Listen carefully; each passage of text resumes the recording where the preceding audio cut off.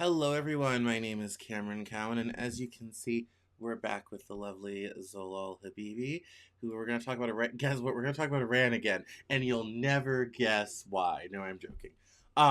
But she's back. We're going to talk about Iran a little bit, and because it's so timely, we're going to do it live, like we always do, rather than a pre-recorded thing that won't come out for 3 weeks when the entire situation has changed. So, welcome back, Zolal, to the Cameron Journal podcast. Thank you for having me. It's a pleasure to be with you. And let me greet those who are tuning in live or watching this program afterwards. Thank you for the time. Yes, no. So I want to dive right because we've already met, we've talked, we've cavorted all this type of thing. So I want to dive right into the current situation and how your community is reacting to this, especially given that some people on the ground feel like that there's a little bit of a hey, we're the ones getting bombed and doing the dying, but somehow you're like happy about it. There's like that dynamic. Obviously, geopolitically, things are quite crazy. We're facing an absolutely massive oil crisis. This was surprising to say the least, but hard to say it's not a good idea because the regime's been so oppressive and so problematic for so long. So, in the background of everything that's happened and all of that stuff, how are you reacting to it? How's your community reacting to it? What are you seeing, hearing, and feeling these days? Well, I think that there are a lot of mixed feelings among Iranians, Mm. um, especially like maybe the first day of the war. Right now, though, I think for the most part, everyone. I mean, this isn't how we saw it. This was people are happy that Khamenei is not alive. He's been eliminated, but at a price of a war. Um, and I mean, we understand the complexity of a war, and that wars have casualties. Wars have, um, you know, it's not just being like specific targets or being hit or this and that, and also, what comes afterwards. So right now we are, the people of Iran and the Iranian resistance actually from not today, but for over 20 years has said the solution is neither war nor appeasement. It's to support the people of Iran to be able to bring about change. And I think today, more than ever, the world is starting to realize that that was exactly correct. Because we are in the position that we are today due to the policy of appeasement. And the reality is that the policy of appeasement continued so far that we reached the point that the regime was such a great threat to, the international community. But the reality is that with war, um, war is not going to lead, especially with Iran, it's not going to lead to regime change. It's not going to lead to a democracy being created. Democracy can't be installed. So, what are what comes from it and like how it will play out? That is unclear, and I don't think anyone has the power to be able to make that assessment right now, because we don't know in what time period or in what point this war will come to an end. But the reality is that, what has led to this point has been the positive appeasement, and the solution is the overthrow of the regime by the resistance through an organized,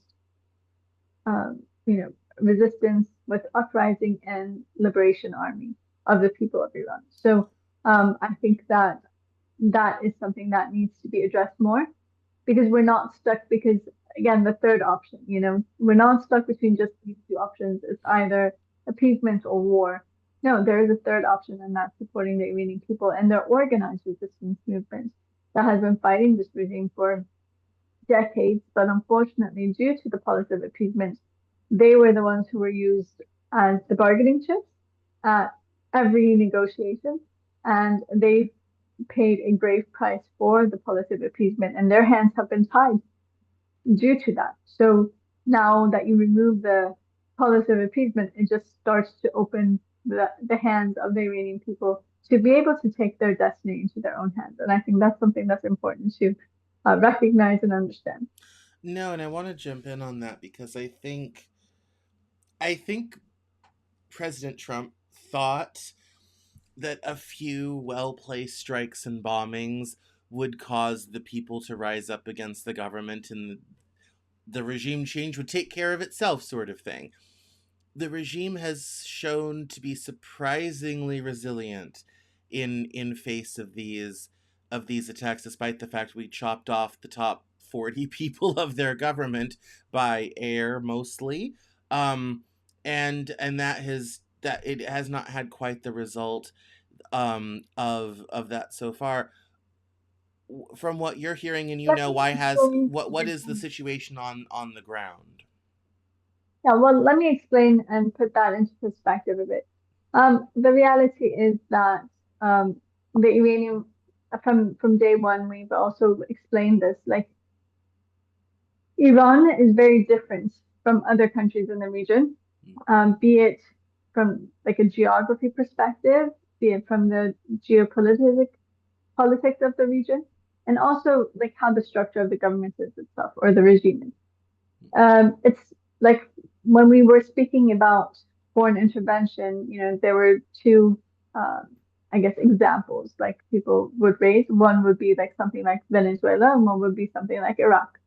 Well, with Venezuela, it wasn't going to work because the Iranian regime is not like a classical dictatorship. It's not like, for instance, during the Shah's time, when once the Shah left Iran, 2 weeks later, the whole, the revolution was completed and he was overthrown. It's not the same process, or like in Venezuela with what we're seeing.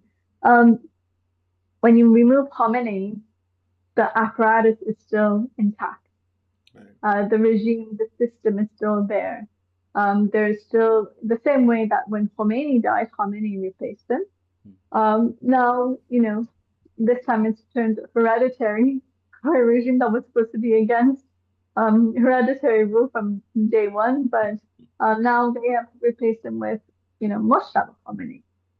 So they have turned the, you know, the Velayat Faqih to a monarchy in a way. But so that is like the whole system. So the system is still there. And even before the start of the war, Khomeini had given a directive that, especially after their experience with the 12-day war in June, in the summer, that they had in July, they had stated that in that directive that in case that some of the highest officials of this regime are hit, the IRGC has free hands and they can fire at will. And they had already decided on the targets, like this IRGC regiment or whatever will be attacking this area, this one will be attacking that country, this one is that country. So they also already had that. And so once, some of the highest people in this regime were eliminated, they still continued. They were able to move forward. They just moved out of their headquarters. And so now they are in civilian infrastructures. And that is what is also raising, the civilian casualties. And right now we're seeing, the um, infrastructures of Iran being destroyed, civilian homes. Um, War is not just limited to something, small. It does have repercussions and it does have casualties, and that is something that it needs to be taken into consideration and it needs to be, addressed. And that is why we don't support a war because the Iranian regime, as you said, strives on war. That has been its MO from day one. From the time that Khomeini came into power, he knew that whenever they have war or some kind of a crisis, that comes to their aid because it allows them to suppress society completely. It allows them to take full control of society because um, they have excuse for it. So these smoke screens or these crises, this is something that the regime has struck on. Khomeini used to call war as a holy gift during the 8-year war with Iraq. We first had the U.S. hostage crisis and then the start of the war with Iraq. So the first decade of his, this regime, it was all with crisis that the regime could continue its existence. Um, the Iran-Iraq war could have ended in 1983, but it continued till 1988 because Khomeini didn't want to accept that, and he said we were going to fight till the last house standing in Tehran. And the only reason that he eventually did stop, the war, and that was a ceasefire that was signed, it was never a peace treaty, was because he was afraid of the National Liberation Army, coming and, overthrowing the regime. And that is the only reason that he stopped the war. So this regime strives on war because it's able to play both the victim card and the hero card. And especially because this regime doesn't have popular support within Iran or within the Iranian people, this is how it can gather people around the flag outside of Iran, from, different countries or different backgrounds or whatnot. We are seeing that right now in different countries. There are a lot of protests against the war, against the impacts of war, but the regime manipulates that and uses that. So that is why we are moving on a very thin line here in where we stand in both opposing the war and not supporting the regime. Yes, and I So it's a wanted, very, yeah, no, that's a very handy dichotomy.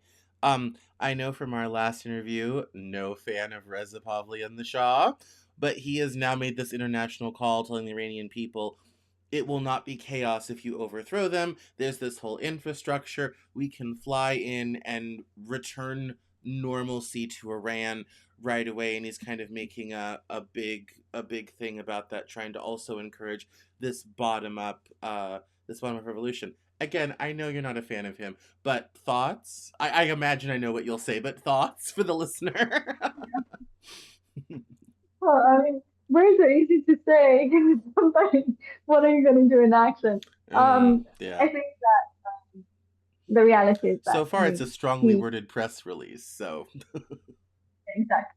I mean, I mean, you should see how he's being mocked in Persian social media, and also, the concerns of the Iranian community, both inside of Iran and abroad, and their, agitation over the fact that he is being puffed up by certain powers, while he has nothing on the ground. I mean, the fact that he has not been 47 years, he has nothing to show, like a resume. Like, how are you going to, make that promise that, yes, everything will be fine when I come in?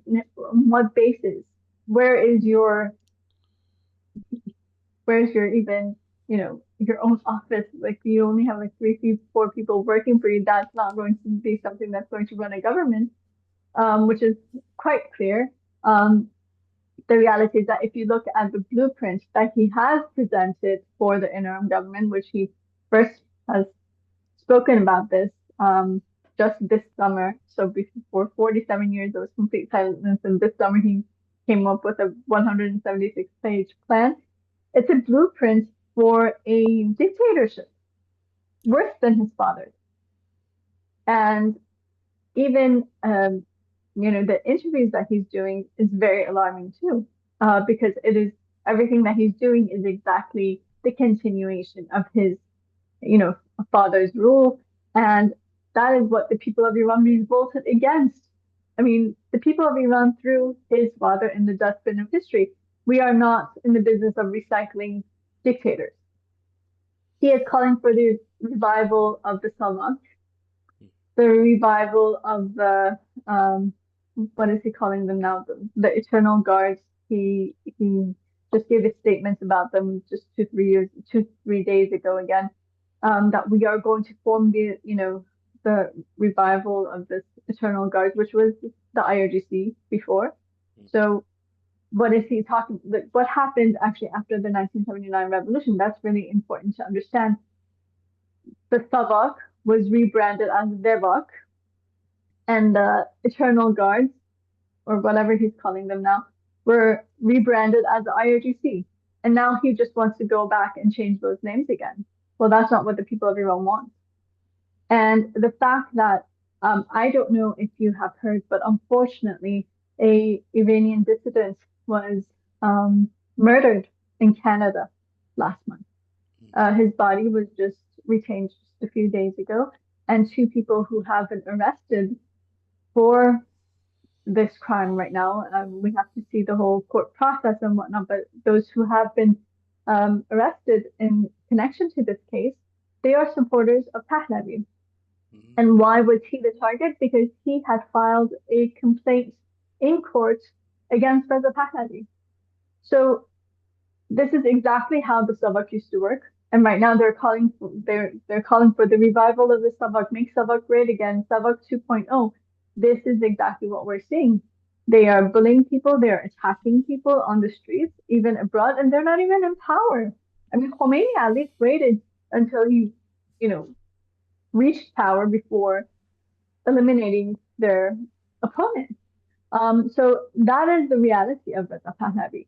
And the fact that right now he keeps on giving these statements like tomorrow is in Iran is Chasham Masuri, which is a it's a very old tradition in Iran. It's one of part of the celebration for Nowruz. Nowruz is the Persian New Year, and it is on this Friday is the Persian New Year with the spring equinox. Tomorrow is Chasham Masuri, which is the day that people jump over fire, and it's the Fire Fest in Iran. And he has said, celebrate the Fire Fest and whatnot. And everyone's like, we're already doing that. So what are you trying to do? Trying to say that, oh, if people come and celebrate it, it's because I said so? Or like he keeps on telling people, stay in your homes. Of course, in a war. Of course, people are going to stay in home because there's bombs over their heads. They have to take shelter. They can't come to protest. They can't do anything against the regime right now. So what are you trying to say? You're trying to say, oh, they're staying in their houses because I said so?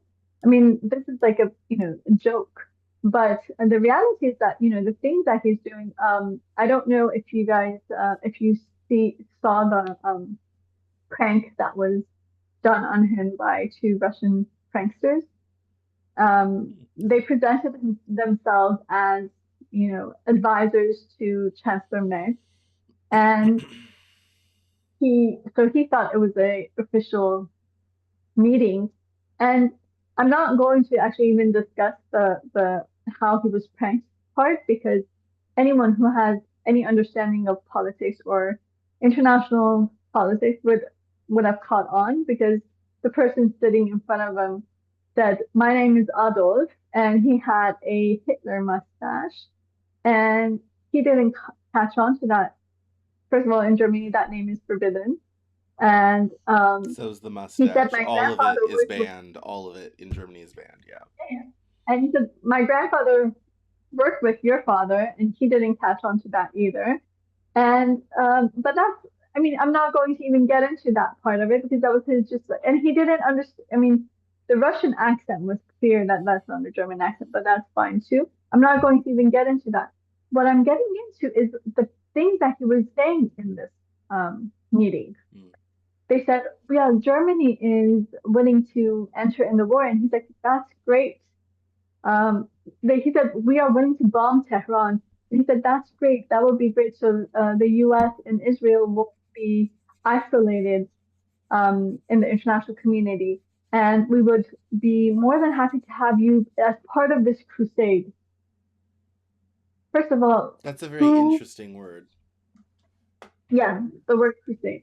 First of all, who who is would want their country to be bombed and their people to be bombed under any circumstances? Right. I mean, at what price do you want to come and be placed on the throne, right? Yeah. So that's for one. Second, crusade, do you understand what that means and what that, you know, um, the implications of such a thing? I mean, do you understand even the words that you're using and saying? And I don't think he does. And the fact that in these meetings, one part of there's a part one, and the part two is what everyone is seeing mostly, but there's a part one.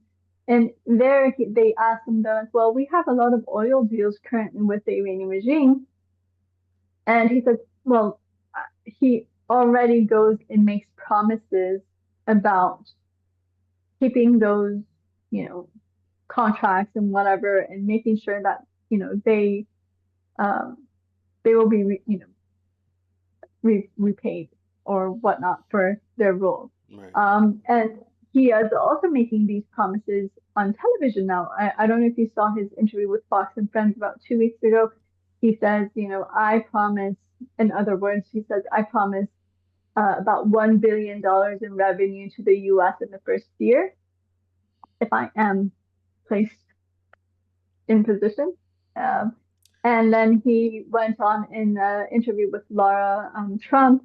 He says, you know, 10 billion, actually 1 trillion, sorry, 1 trillion or $10 trillion in revenue promised to the US in the first decade. So who are Does you he want making us these to promises? annex Iran? They'll love being the 51st state. No, I'm just joking. But like that's what No, this starts to no, sound like. Like, he are we did, just annexing Iran now? Like, but this is exactly what people opposed about your father. The yeah. fact that to keep himself in power, he was willing to give all of Iran's resources to foreign countries. I mean, that is exactly why your father was overthrown. And now you want to repeat that in a state that, a country that it's been 37 years since the end of the Iran-Iraq war, but some areas of Iran have not been able to, you know, be built back up since the war. Right now, the devastation of the war in the past, 2.5 weeks, it's 17 days now, and from the start of the war, is far more than the Iran-Iraq war. So, do you understand what that means for the people of Iran, for the infrastructure of Iran, for and how many years and decades it will take to rebuild Iran from this situation? And Iran will And need the that is $1 trillion you've the just given response. away to the United States by word, to rebuild the roads and Yeah, bridges and hospitals. Very expensive, all of that. You'll need the money. yeah. And the other thing is that, I mean, at what price do you want to be placed in? And he actually, in his interview with Fox and Friends, he said something very interesting. Um, uh, he said, well, they asked him, would you be willing to go back to Iran? And he's like, yes, in the first opportunity, of course, it has to be orchestrated well. It has to be properly orchestrated. The fact that you use the term properly orchestrated is, that you don't have the means or you know, the strength to be able to create change in Iran yourself. So someone has to create that change and then install you in place. So that Like I what think happened speaks to his volumes. father You can't in call yourself 53. Yeah. a. It's exactly what happened with his father and his grandfather. So he thinks like that continuation. But the reality is that the people of Iran, that is not where they are right now. I mean, the people of Iran want to take their destiny into their own hands. That's what you saw in the uprisings, even in January. And that is what you're seeing the continuation of. The people of Iran understand that, no one's going to hand us freedom in a silver platter. Even right now, the US and Israel are reiterating that their goal is not a regime change. Um, because you know what? At the end of the day, that is not their issue. That is an Iranian issue. We have the capability to bring about that change, and we have an organized resistance that has been working towards it. The fact that I think it was on the first day of the war that Mrs. Rajavi actually announced the um, provisional government of the National Council of Resistance of Iran for the transfer of sovereignty to the people of Iran and to based on the 10-point plan. The fact is that this provisional government wasn't something that came up like overnight. This was put together, it's thought out in 1980 since 1981. And everyone understands that process, what it means. It's a 6 month interim government. Then there's free elections, where in this election, assembly is elected that will be responsible to create the new constitution and announce the uh, new government or people who will be in that position. And then after the new constitution is put together, there will be elect. It will be put to vote by the people, and then there will be free elections where the new republic based on the new constitution and the new republic, the elections will be held, and the president or whatnot will be elected. So that is like clear roadmap. The 10-point plan provides that guideline of like what direction we're going into. First of all, it calls for, all of these suppressive forces need to be eliminated, while Reza Pahlavi is calling for, just the brand change. And he calls for a um, martial law in 20 major cities for the first 18 months, while the Iranian resistance doesn't see it that way. And they say, the people of Iran are those who are going to be responsible for bringing about this change because we believe in our people and that they have that capability. And it's going to be, councils that will be formed and they will be, pushing that forward. It calls for separation of religion and state. It calls for a, um, the rights of ethnicities needs to be recognized, while Reza Pahlavi is already making threats against Iran's ethnicities, be it the Kurds and others, and marking them as separatists and that they need to be dealt with by the army and whatnot. Iran has been a mix of different ethnicities for thousands of years and generations. Um, and that is like the beauty of Iran. But the fact that Reza Pahlavi he can't recognize that and to be respectful to them, I mean, unfortunately, they suffered suppression from both his father and his grandfather. We had the massacre of the Turks in Azerbaijan. We had the massacre of Kurds. We had the massacre of the Lords. All of them carried out by his father and his grandfather, and he's calling for the repetition of that and the continuation of that. Um, Which just the has no fact that place in a modern society. I mean, let's no, 2026, folks. I mean, I don't know if you've seen like the videos of like walking in the street with like these crowns, like I don't know if you've seen it. It's a trending in X. You should see it. Hmm. They're it's a disgrace. I mean, it's very embarrassing for us as Iranians that people see that and they're like, oh, this is what Iranians are, but it's ridiculous. And the fact that they call him the god of all Iranians and things like, and he doesn't object to any of it. And they are threatening people. They're like, either you say See, Jolly, that's why I was so like excited to what? talk to you because I'm like, this seems to be trending, and I know from our first interview, I'm like, this can't be a good thing. So I'm glad you're doing my job for me. Very good. Continue, continue. Um, Actually, one of the things that was very alarming for a lot of Iranians is also that if you look in on February 14th, they called a day of action for Iran, like demonstrations everywhere, day of action for Iran. What that meant was like call for war on Iran, actually, but putting that aside now. And they, I mean, they were able to bring a lot of people, but they manipulated that number and like presented it as something like far more than it was, like times 10.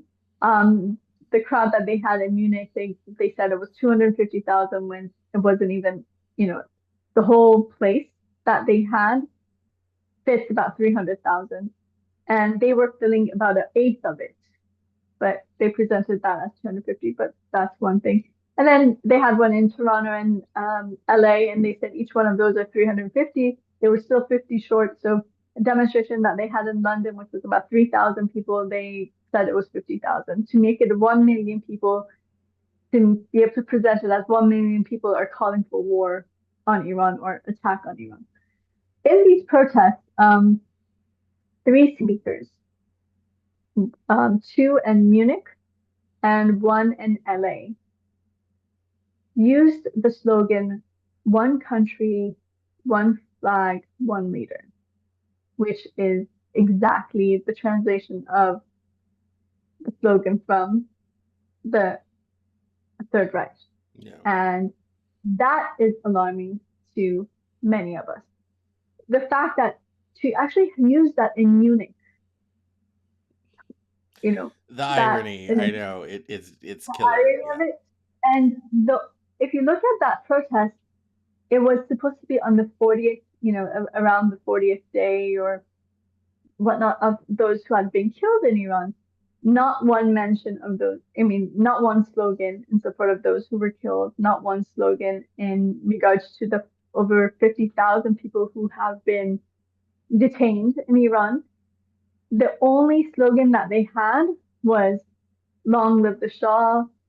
This is the final battle. The Shah is returning, and death to the left, MEK, and the mullahs. So that's it. So nothing against the regime, nothing against Khamenei, nothing like that either. Nothing about the political prisoners in Iran, none of that. It was only concentrated on Reza Pahlavi, King Reza Pahlavi, long live the king, and that's it. And he tries to pose himself that, oh, I'm just going to be a transitional leader. Let's not use titles. Then how come everywhere that you go, the title that your team provides is Crown Prince, and and then your supporters are threatening people for saying even Crown Prince, and they're like, no, you have to call him King. He is King now. And like even in one of the demonstrations in LA, that one of the speakers who is a very close ally of Reza Pahlavi and is like his inner circle, he said, if anyone talks to you about democracy, tell them long live the king. If, that's your response. If anyone speaks about having different, diversity, just say long live the king. And something else, he's like long live the king. It's like that is the only thing that we will say, and that is the only thing that we accept. And now they're making threats against them. They're beating people up in different cities, and it's not just one or two instances in the past few months. I mean, bullying people into becoming silent. And that is exactly what the regime uses because unfortunately, Reza Pahlavi is a dividing force among Iranians. He's not a unifying force among Iran. No, I And mean, that is as I told you before, I was very much hoping that, much like Spain's transition out of Franco, the monarchy could be useful for bringing in democracy. And I was very disappointed in our first interview that that was not the case. And now that you're walking me through this, it's now very obvious that's not the course of action forward. And if anything, he's more making the like problem one of worse. Frank's. It would be like, for instance, the scenario would be like, just imagine like 50, right now we are 50 years later. Yeah. Imagine some people supporting the son of Franco returning. That is what Yes. we are seeing. Yeah, literally. Yeah, exactly. Yeah, it would be absolutely insane. And everyone in Barcelona will be like, we're not doing that. No one's doing that. Like it's yeah, no, it's quite crazy. I want to expand the conversation regionally because the war has now expanded regionally. The rumor flying around Washington, D.C. these days is that Trump has been in constant conversation with two people, Benjamin Netanyahu, no surprise there, but also Mohammed bin Salman in Riyadh in Saudi Arabia. And Saudi Arabia wants more strikes and more bombing, please. We'll take the hit for the response from Iran. Now, it's no secret that in terms of regional power players, it's Iran versus Saudi, Tehran versus Riyadh. Um, and obviously, Saudi Arabia thinks, if Iran gets taken off the chessboard, we will rule the Middle East roost.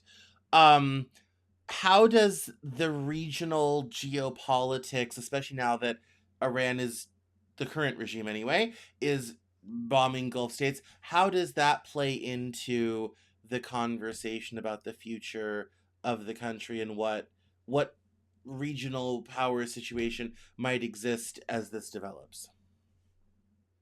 I think that for the most part, I mean, most of the countries in the region, they really didn't want to be any part of this war, and they really tried to keep, themselves out of it. Unfortunately, the Iranian regime, because it is not a classical dictator and it is the number one state sponsor of international terrorism, and I mean, geopolitically, it is the destabilizing force in the region. It immediately expanded the war um, through other countries in the region, but also even farther than that. Like, I mean, the fact that it even targeted Turkey and Cyprus, and now it's making threats in regards to Albania, which is a NATO country, just because the Iranian resistance is based there, in As is Ashraf Turkey, 3. as is Cyprus, which is it was a RAF base which is owned by the United Kingdom. I mean, at some point NATO's going to have to get involved in this because three if you count us, the United States, three NATO countries have been hit by Iranian missiles. How long before a NATO response begins to be practical? Anyway, I'm sorry I interrupted you. Please continue. No, no, no, it's okay. So I think most of the countries in the region are very concerned about um, the extent of this war and how much it will drag out and the effects and consequences it will have on their people. I mean, the fact that the Iranian regime targeted Aramco or, like, for instance, airports in some of these countries or civilian locations too. And so that is something that is of major concern to them, but also the hormones um, situation right now, that is also something that is very concerning, the Strait of Hormuz for these countries. So I don't think that they want to see the continuation of the war, but I also think that they might be mm, worried about what comes next or what happens next, and then how that will reciprocate in their societies or in their countries or what effect it will have on them. So I think that that is something that they are concerned about. But I think that more and more they probably do. I mean, I hope that they realize that the Iranian regime, it is, it has entered its final phase. And that is clear. I mean, I think that is clear for everyone, including the regime itself. But what is important is to understand that an end to this regime would benefit everyone in the region, and maybe we could see stability and peace in the region. Um, there, I mean, of course, it will have repercussions, I think, throughout the region, but it could be positive repercussions. And um, I don't know how some of those countries may feel about those positive repercussions too, because to have a true democracy in Iran will set a precedent for maybe a lot of other countries in the region. But I think that, you know, being able to eliminate that threat of, Islamic fundamentalism and terrorism that has been, fed throughout the region by the Iranian regime, I think that that would be to the benefit of the world at large and all countries in the region too. But No, I I think was that very yeah. countries in the region are hesitant in because they are in direct um, firepower of the regime, and they do have those worries. No, I was sitting with with one of my friends and sources. We were texting back and forth about the situation, and I said, I don't, I'm like, I think it'd be very, we have to do this with a great deal of care because we full on invaded Iraq to create democracy, all this type of thing, which we created a sort of Franken democratic monster in Baghdad. All the trappings, none of the substance, and we it was absolutely hellish to stabilize Iraq, and we never really accomplished it. We just kind of gave up. And he responded very slyly and he said, well, Iran will have one advantage. And I said, what's that? And he said, Iran will not have itself as a neighbor constantly destabilizing it during its regime change. And that will help a great deal. And so, yeah, when you talk about a regionally destabilizing force, obviously there's a lot of competition between Saudi Arabia and Iran over who gets to be the regional power. Obviously, Iran, remember, it's Persia, folks, has been a regional power since antiquity. um, and And Saudi feels a way about that, because they're new, sort of thing, and has been in antiquity, and the regime, I think, has played into that, and with all the destabilization, the funding of Hezbollah, all this sort of thing, has constantly kind of been a thorn in the side, especially since '79. And as I recall, there's also a sectarian difference, and I always get them mixed up. But one Shia, one Sunni, they don't, or they're not always Iran friends. Yes, thank you. Saudi is I always say it very clearly because I always get them mixed up, and I don't want to be incorrect. But yeah, so there's all these differences. Um, but I also agree with you. A functioning, stable democracy, who else in the region who's under oppressive regimes is going to look around and be kind of like, Iran's got an idea. We're sitting here in the UAE or in Bahrain or in Oman or even in Saudi Arabia. The Iranians have got a good thing going. Maybe we should have ourselves some of that democracy. Then that also would maybe not make some of those leaders so happy themselves. So it's it's an interesting, the regional politics are a very interesting dynamic. There's a lot of resentment towards the US for dragging them all into a war that they did not really choose or want to. They're obviously losing billions a day with the Strait of Hormuz being closed. But also, the prospect of destabilizing in a different way, in a social way, could almost be as dangerous to certain regimes as funding Hezbollah. It's a very complex situation, and I think a lot of people don't fully understand the regional politics of this are as complicated as the internal politics in Iran. exactly. It is very complex.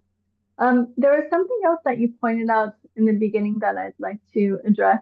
You pointed out that you thought, in the midst of the war, you would see the people of Iran like fighting back the regime and whatnot. So I'd like to explain a bit about the network of the resistance units in Iran and how they have been pushing forward. And actually, some of the things that happened between the January uprising and before the start of the war, because we were seeing a new momentum and organizing and um, mobilizing on the ground.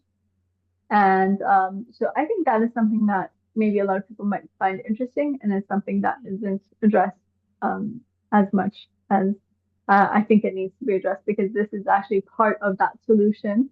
Because a lot of times when you look at that is the difference that actually I see between the Iranian resistance and the monarchist camp Mm. because theirs is just just empty words and it's very easy to talk and just say things, but it's very different when the things that you're saying is based on action on the ground and you have network on the ground. And so you're talking from a different position. And I think that is something that's really important to be able to address and to explain. I think previously, the last time we spoke, I explained a bit about the resistance units and the role that they played in the uprising. But uh, the resistance units are the capable force and the backbone of this historic mission to overthrow this regime. They serve kind of like as units in the National Liberation Army of Iran, which we actually used to have. This is a organized fighting force that has taken roots in all provinces of Iran. Um, they they are the force for change on the ground right now, and they are able to open the path through, their bravery and self-sacrifice, but also keeping the flame of, you know, freedom alive in society. I actually yesterday I saw someone compare them to a um, slug hammer, Mm. in breaking that laws of suppression. And I think that's a really good description of them, a sledgehammer. And in the past year alone, the number of operations that have been carried out against the suppressive organs of the regime by these resistance units has been 3,000. Mm. And this is aside from over 40,000 activities that they have to just raise awareness and things of that nature. During the uprisings in January, they played a decisive role in organizing, guiding, and expanding the uprising. And by confronting the suppressive forces, they were the ones who were able to, disarm suppressive forces. They were able to protect the protesters. And so that was really um, immense role that they played. Unfortunately, in the January uprisings, more than 2,000 members of the resistance units went missing. That we don't know anything about their whereabouts, if they've been killed or they've been arrested. And this is something that I mean, over the past 2 months, there have been a lot of efforts to try to figure it out, but these are the ones that we still have not been able to obtain any news about. In the meantime, during um, I think one of the turning points was February 23rd, so about like 5 days before the start of the war.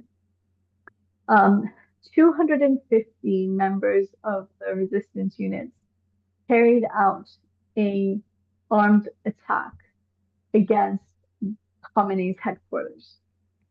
And you have to understand, this is the most secure location in all of Iran. And at a time that they were on heightened security due to threats of the war starting at any moment. So during this time, they were able to carry out the operation, and there were about 250 people who took part in it.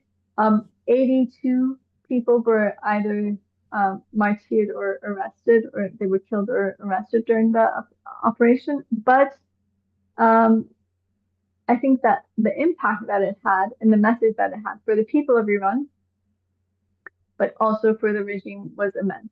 Because, first of all, this was unprecedented in over 2 decades, something like this.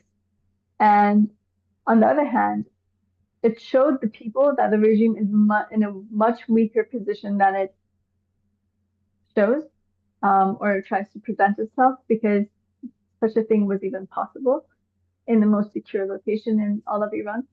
And the other was the fight is continuing. So we have not given in, we have not given up. It's not that they suppressed the protest and that's the end of it. What was interesting is like how simultaneous this was. The day before this attack, protests started again in the universities across Iran, because it was the first day that classes were being held on campuses again, because since the uprising, the regime um, had all classes be online only to make sure that people are not able to gather in campuses, because they understood that students were, one of the cores of this uprising. So, but the minute that students came back to the campuses, protests began again throughout Iran. And then the next day, simultaneous with the student protest, this attack was carried out. And so um, this shows, the movement and the momentum inside of the country, I think, and the level of courage and self-sacrifice. And it shows their determination to overthrow this regime. And I think that speaks volumes to both the regime and to the people. And I think the fact that this was,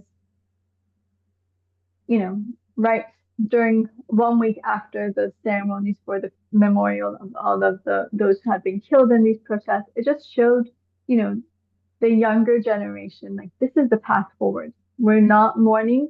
We are making a, commitment, pledge to all of those who lost their lives to continue. And I think that is, you know, that is exactly what breaks through that suppression and gives people the strength to continue. Uh, Yeah. and I think that, uh, this is that driving force that can bring about change. And this is exactly what the regime fears more than anything else. Because this is something that it's not unprecedented in our history. I mean, we've had over 120,000 people who have been executed for the cause for freedom, or who have not only executed, been killed by this regime over these 47 years for their stance and for standing by this movement exactly. And so the fact that a resistance that has already sacrificed the lives of 120,000 of its best is able to still continue and grow every day in the younger generation, in throughout the generations in Iran on the ground, I think that speaks volumes. And that is exactly why we so strongly believe that we have the potential and the capability to bring about change.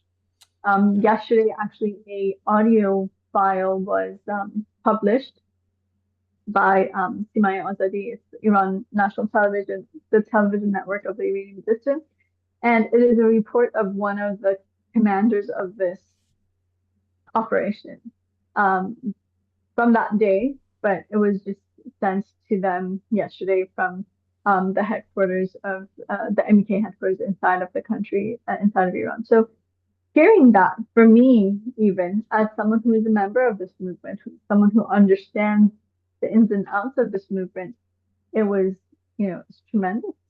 Just to see, how they're able to do that under such high suppression and how they continue to strive and how they continue to grow.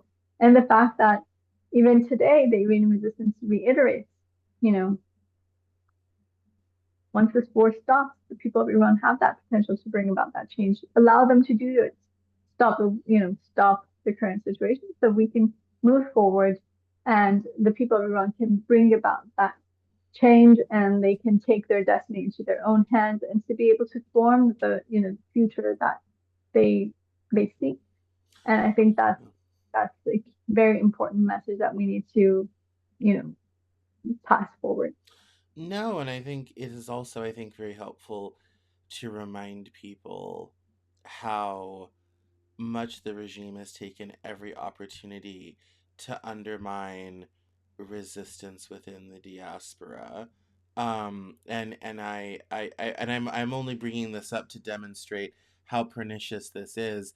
In the comment section of one of the shorts from our last chat, some very well meaning, but I highly suspect is a bot from the regime, um, made a very terrible comment about you being part of a terrorist organization and how awful it was that I had platformed you, sort of thing. And I'm kind of like, there's no proof of that because we do our homework here. You're dumb. And I'm kind of like, good lord, now the Ayatollah sending commenters to my comment section. You know they're desperate. This isn't Good Morning America or anything. Like, sort of like they're getting real desperate down there. They're sending the bots to my comment section. Um, and so it's something, this, I mean, this is what you guys have been, facing Dealing with for. Yes. 40 something. Yes, I know Especially, that I none of this is unfamiliar to you, but even I'm kind of like, good lord, they're desperate now. They're in my comment section too. It's terrible. mean, it's ridiculous, like the amount of like propaganda and cyber warfare that's out there, Yes. and like the messaging and everything that they push forward. And one of the things is that if you look at the reports that have actually come out of different cyber security organizations, there have been numerous reports that have come out in the past year. I've seen at least like five different ones. Um, of how the cyber ground is being manipulated by like different sides and even sometimes with the same messaging. Like for instance, the Iranian regime cyber army, they have the cyber army, they have a part of their cyber army which tries to promote like Pahlavi to create that division among Iranians. Yeah. And so this is actually something that Reza Pahlavi, when he was asked by Christian Amanpour, like, why don't you tell your supporters to stop the cyberbullying? He's like, well, how do you know they're my supporters? They might say some of them are the cyber army of the Iranian regime, but this is, I mean, you have to like think for a moment there. Why is it that the Iranian regime is willing to promote me by and you to use that to be able to create division? So Yeah. that means that you somehow align with their needs. At the end of the day, they know that you don't have the possibility or the strength to even create change. So that's why they boost your messaging. And unfortunately, I think Reza Pahlavi is a bit delusioned about like actually how much support he has and how much of it is actually cyber support by the regime. But the other thing is that a lot of Iranians started commenting on that. Well, they're like, okay, well, you don't know about those who are online, but how about your wife and your highest, you know, those who are surrounding you, because they're the ones who take to social media and they are the ones who are promoting this bullying and everything too. So your two top advisors and your wife, they're your inner circle, so you should be, addressing that too. But the Yeah. fact that, that cyber army is so active, and there was like the report from Harris and also, you know, one of the Canadian organizations that does cover this issue, and about in regards to like the Israeli cyber army that is promoting Pahlavi too. So we are seeing a lot of those come into play, and I think that that is part of the, um, you know, I guess hybrid warfare that we are faced with right now, and where we No, are no, in no. society. That's what I no that that's the AI yeah. to, manipulation is taking, going to high, much, a new level, really taken out of proportion with a lot of things. And I guess that with the times, that is what we are dealing with. And, um, but yeah, so I mean, whenever whenever you see that, you're being targeted by cyber army, that you've probably touched on a nerve there. Yes. Something you said is correct, and that's why you're being attacked. So, Yeah. yeah, that is, yeah, No, no. I just wanted to give a little insight, but I'm so glad that I brought it up now because that is the I was already aware of Iran's activities and all that, so I wasn't surprised, and that's why I'm kind of like see they've been watching. Thank you, dear Iranian regime. Thank you so much for watching the Cameron Journal, but please stay out of my comment section. And we always love new listeners, but stay out of the comment section. But just to show that this is already a multi-front war. It's not just missiles, it's not just bombs, it's also cyber. Given media changes, I will be very fascinated to see how the algorithm treats this video and the shorts that I'll make from it, sort of thing. This is happening on a ton of levels. It's even economic now. This is total war in all spheres, and it's in a very dangerous critical time. But I think it's very interesting to know that even though we might not perceive there being an active movement by the Iranian people to overthrow the regime, I think the wonderful thing we found out from this conversation is no, there is. They're working on it. Give them some time. And that also could be why President Trump has not let up in the attacks, is because obviously the CIA will have known that too, and will have said, yeah, a few more bombs and they might have it, sort of thing. So it's a very perilous time. I don't know whether I should apologize for or be hopeful.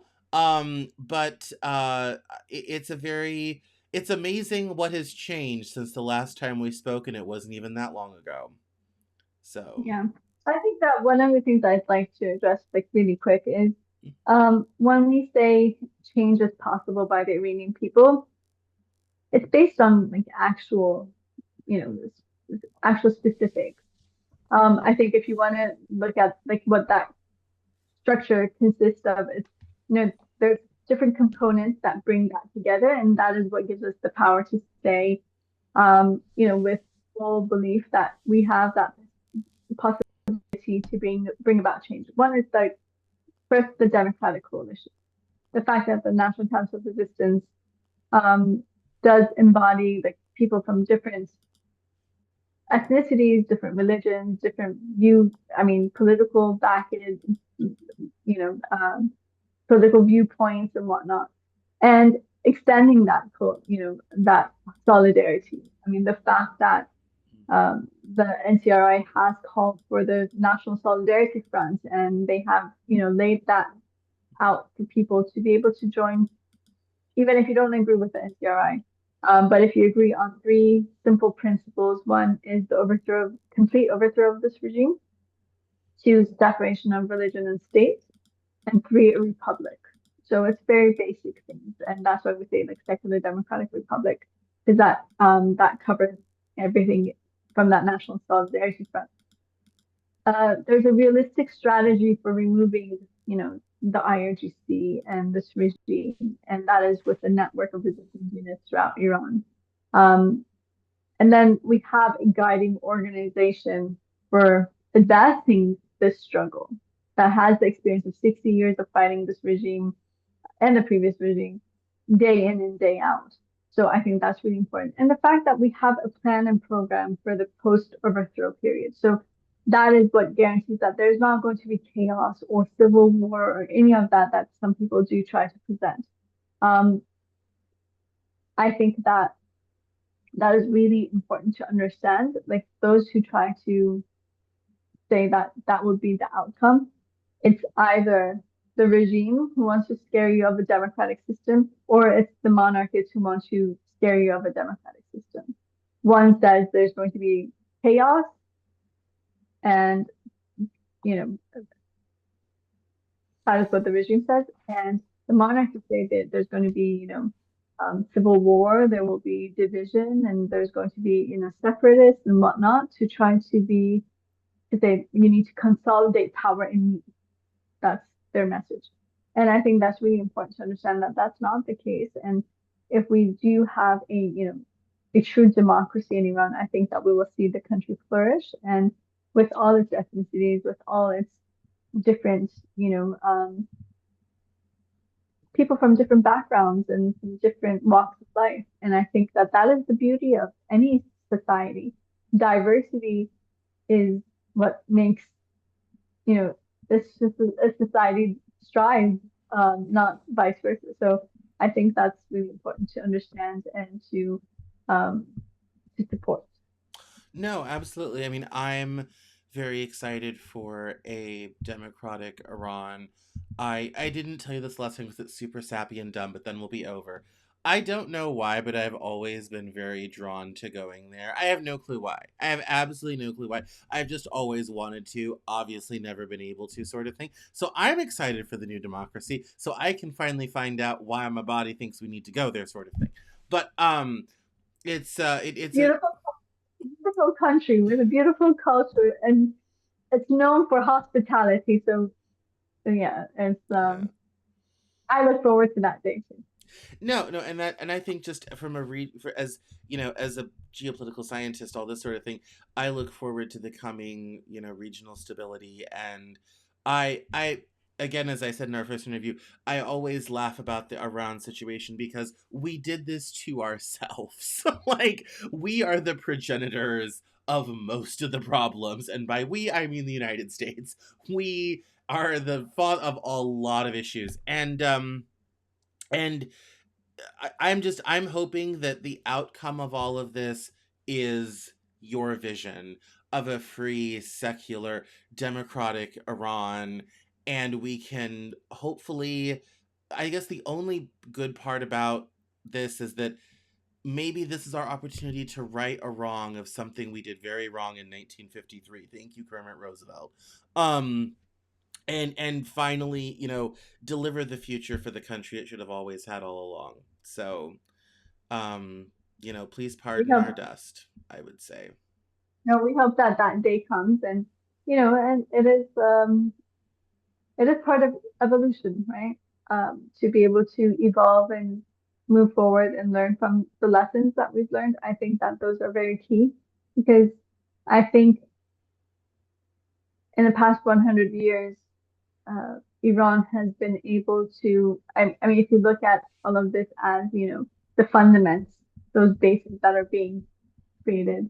So the people of Iran, from experience, their own experience, they learned, why it's important to keep your independence, why you need to have, sovereign nation, why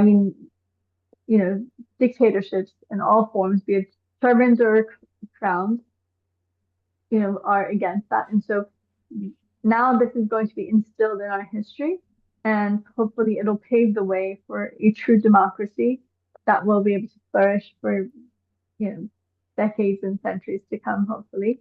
But to be able to put this era behind us. So I think that it's taken a process, but I think that, if you compare it to, you know, other eras in history, something like Islamic fundamentalism should have taken about like 500 years to be able to overthrow it or get over it. Right. But the fact that our people have fought against it from day one, it has prevented that, and hopefully, um, it won't last over 47 years. It'll be overthrown, and the people of Iran can truly see a true democracy flourish in their country after all these years. Yes, absolutely, absolutely. It's definitely an awkward to be. I'm sitting here being hoping for a freedom and democracy in Iran. Meanwhile, we're fighting off authoritarianism here in the United States. What strange times we live in. But it's an odd time. Well, that's we're over the hour, so I'm going to close it up. Do you want to let people know where to find you and follow you and all that type of thing? Um, yeah, I could give it to you so you can add in the notes, but Yeah. I think you have. But if you would like to learn more about the National Council of Resistance of Iran, visit ncr-iran.org.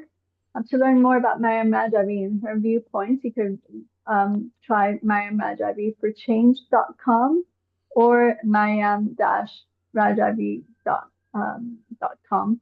Yes. And also, you could find me on social media if you search my name, because I think the if I try to spell it out, it might be a bit difficult. But I am, present on X, Instagram, and LinkedIn. So Yes. thank you very much for the time, Mm. and look forward to updating you hopefully with positive news next time.